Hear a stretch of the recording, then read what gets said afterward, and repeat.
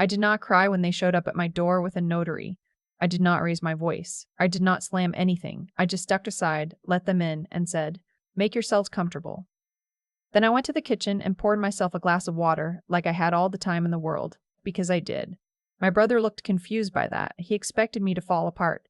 That was what I had always done before, gone quiet, gone small, disappeared into whatever corner of the room they left for me. He expected the version of me that said sorry when he bumped into me. He had no idea he was standing in the living room of someone who had spent the last 8 months turning herself into a different kind of person entirely. Let me back up. I am 31 years old. I work in forensic accounting. That detail matters more than anything else in the story. So hold on to it.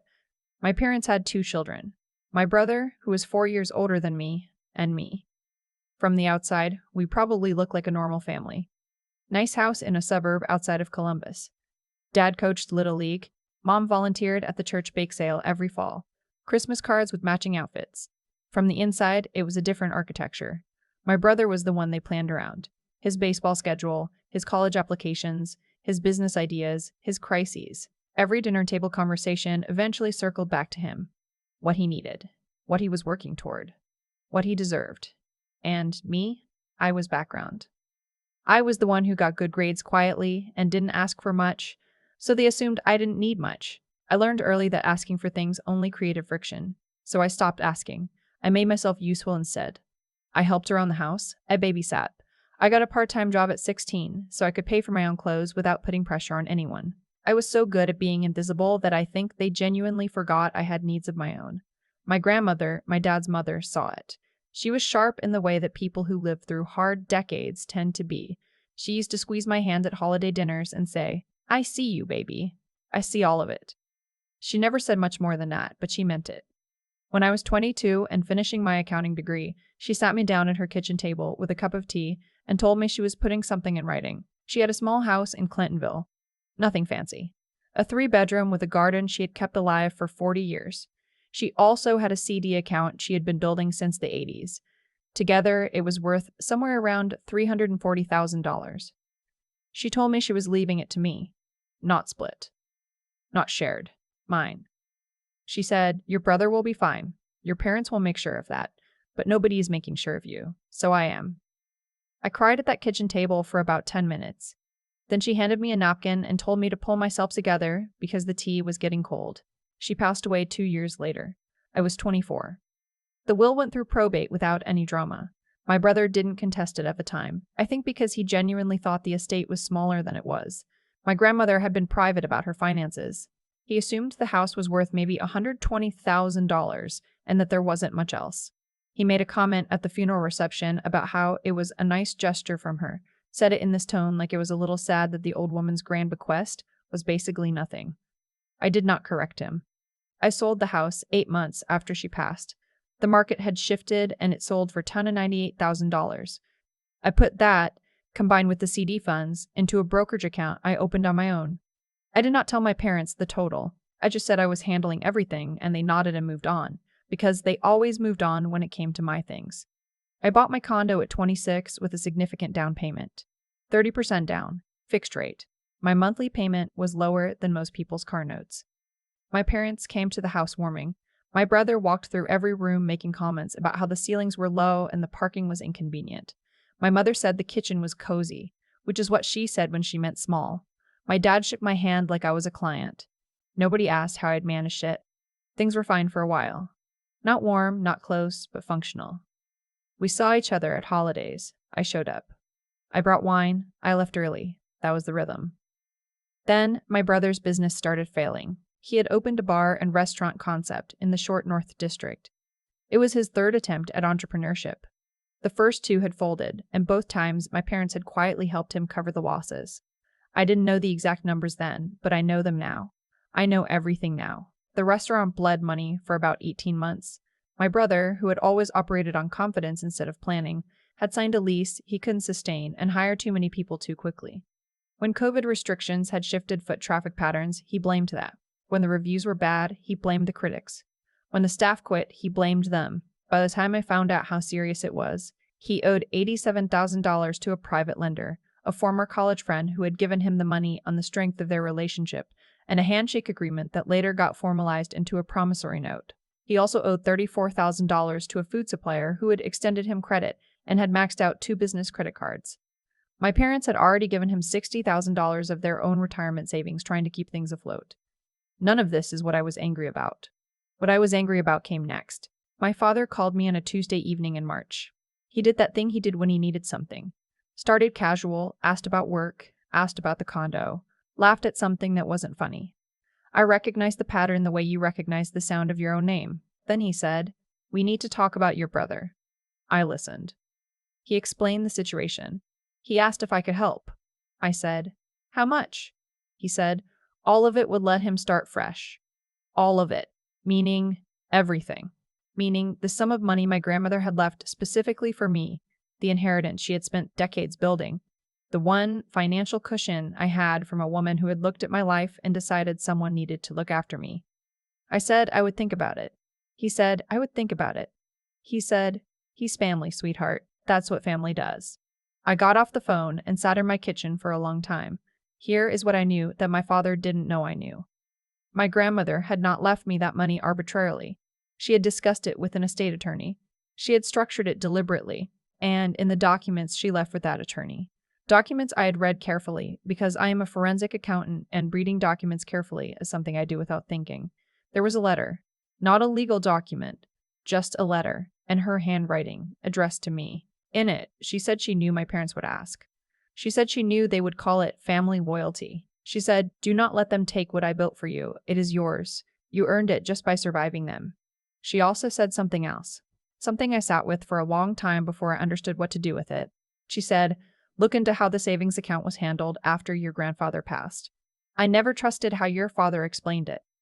I had not looked into it at the time. Grief does that, it blurs the peripheral. But after that phone call from my father, I looked. What I found took me 3 months to fully reconstruct. My grandfather had passed when I was 12. He had a modest investment account, not dramatic money, but real money, about $95,000. In his will, written before I was born, he had split assets between my grandmother and my dad. My grandmother got the house and her own accounts. My dad got $40,000 and some bonds. But there was also a separate provision, a small education trust set up when my father was young, that had been redirected after my grandfather updated his documents in 1991. According to the updated provision, a portion of that trust, $18,000, was designated for the education of grandchildren, specifically named me and my brother equally. My brother used his half for a semester abroad in college. That was documented. My half had never been distributed to me. What I found after pulling records and cross-referencing dates and making some calls that I framed as administrative inquiries, rather than what they actually were, was that the $9,000 designated for my education had been quietly redirected into a joint account my parents controlled in 2009, the year I turned 16. The year I started my job at the bookstore to pay for my own things because my mother always said, "We're a little tight right now." They had taken the money that was specifically mine, and they had used it, and they had never told me. I sat with that for a while too. I did not call my father back right away. I called my own attorney instead, a woman I had worked with on a litigation support project who I trusted completely. I laid out everything I had found. She was quiet for a long moment and then she said, "You know what you have here." I said I did. She said, "What do you want to do with it?" I thought about my grandmother. I thought about the way she had looked at me across her kitchen table and said she saw me. I thought about 16-year-old me at a cash register, buying my own school supplies, thinking my family was just going through a rough patch. I said, I want to be very careful and very thorough. And then I want them to understand exactly what they did. For the next 4 months, I built a file. I am good at this. It is what I do professionally. Find the place where the numbers don't line up and trace it back to its source. I pulled every financial record I could access legitimately. I talked to my grandfather's former accountant, who was retired and had no reason to protect anyone. I found a copy of the original trust documents through the county probate records office. I had everything reviewed by 2 separate attorneys. The picture was complete. The $9,000 redirection was not a clerical error. There was a signature. It was my father's. During that same period, my brother called twice, asking if I had made a decision. I said I was still thinking. He said things like, "This is urgent," and "You're the only one who can help." And, on the second call, a version of, "I don't know why you're making this so difficult." I did not respond to that last part. I just said I would let him know. Then I got a letter. It came through an attorney my brother had retained. It was formal, structured, and completely stunning in its audacity. It stated that my grandmother's estate, specifically the funds I had received, had been derived from family assets that rightfully included my parents as partial beneficiaries, and that my failure to contribute to a family financial emergency constituted a breach of implied family obligation. It suggested that if I did not voluntarily transfer a portion of my inheritance to assist my brother, legal action to revisit the probate settlement was being considered. My attorney read it and said, "They're bluffing." I said, "I know, but I want to respond in a way that makes them wish they had never sent this." She smiled at that. My response was not a letter. My response was a counteroffer, filed through my attorney, that said, I would be willing to participate in a family mediation session regarding all outstanding financial matters. All outstanding financial matters. They agreed immediately. They thought they had cornered me. They thought mediation meant I would show up and be pressured in person, the way I had always been pressured, through silence, through implication, through the weight of being the one who kept things smooth. They did not know what I had brought with me. The mediation session was held at my attorney's office on the Thursday morning in November. My brother came with his attorney. My parents came together. I came alone, which I think startled them. They had expected me to bring someone for emotional support. I didn't need it. We sat down. The mediator introduced everyone. My brother's attorney opened by restating the request. I had significant assets. My brother was in crisis. Family members had a moral and arguably legal obligation to one another. He used the word obligation 4 times in his opening. My attorney then said she had some materials she wanted to enter into the record. The first document was the original trust provision from 1991. She read the relevant section aloud. She named the amount. She named the beneficiary. My mother's face went very still.